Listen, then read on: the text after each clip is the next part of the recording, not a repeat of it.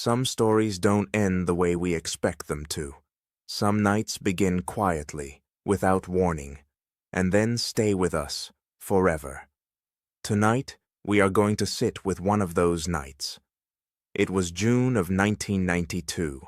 Summer had settled over the city of Springfield, Missouri. High school graduations had just taken place. Families had gathered. Photos were taken. Plans were made for what would come next. For most people, it was a time of relief and celebration. For three women, it would be the last ordinary night of their lives. That evening, 19-year-old Suzanne, known to everyone as Susie, spent time celebrating graduation with her friends. 18-year-old Stacy McCall was with her.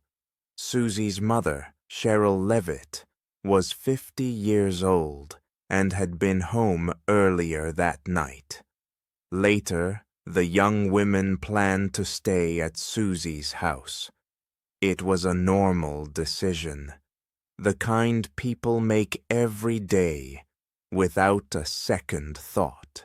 The last confirmed sightings placed them late on the night of June 6th, moving into the early hours of June 7th. After that, the record goes silent. No one saw them leave. No one heard a struggle.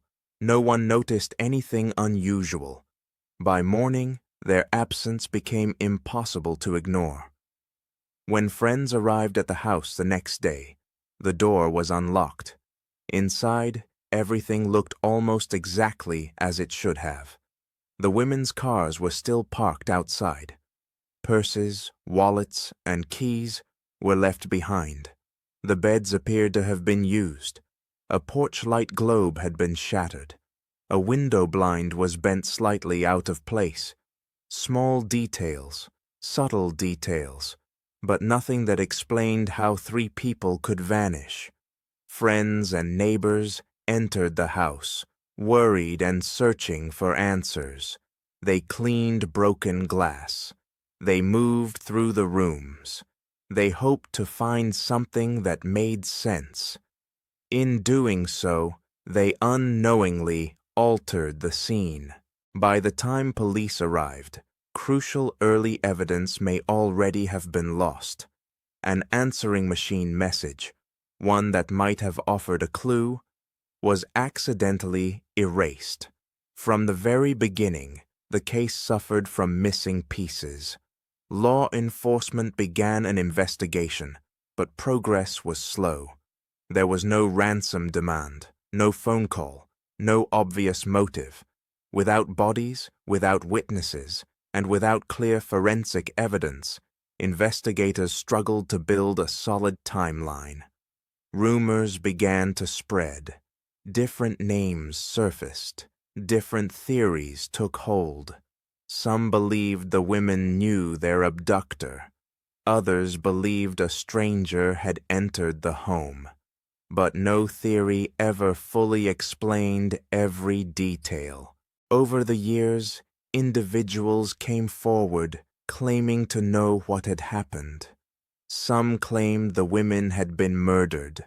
Some claimed to know where the bodies were buried. Searches were conducted. Tips were followed. Nothing conclusive was ever found. No remains. No final proof. What has remained constant are the human details, the graduation photos, the sense of excitement about the future, and the small white puppy Susie had received as a gift, left behind in the house, waiting. Life was supposed to continue. Instead, it stopped without explanation. As the years passed, the case remained open. Investigators revisited old leads as technology improved. Public interest faded and returned in waves. Still, the central question never changed. What happened inside that quiet house on that quiet night? The story of the Springfield Three is unsettling not because of what we know, but because of what we don't. 3 people disappeared. No clear trace was left behind. And decades later, silence remains. Some stories do not end. They wait,